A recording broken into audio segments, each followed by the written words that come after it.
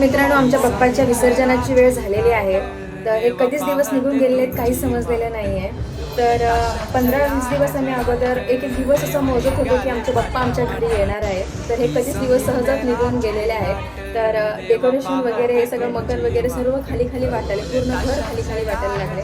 तर चला आता विसर्जनासाठी जाऊया. गणपती विसर्जन म्हणजे गणपती बाप्पांच्या मूर्तीला निरोप देणे. याला एक धार्मिक आणि प्रतिकात्मक महत्त्व आहे. गणपती बाप्पा भाद्रपद महिन्यात आपल्या घरी येतात आणि अनंत चतुर्दशीला ते आपल्या मूळ स्वरूपात परत जातात. हे एका प्रवासाचे आणि परतीचे प्रतीक आहे, जे दर्शवते की कोणतीही गोष्ट कायमची नसते. असे मानले जाते की गणपती विसर्जनाच्या वेळी बाप्पा आपल्या भक्तांचे सर्व दुःख, अडचणी आणि वाईट गोष्टी आपल्यासोबत घेऊन जातात. या विसर्जनामुळे घरात सुख समृद्धी परत येते. पाण्यात मूर्ती विसर्जन केल्याने ती मातीत विरघळते.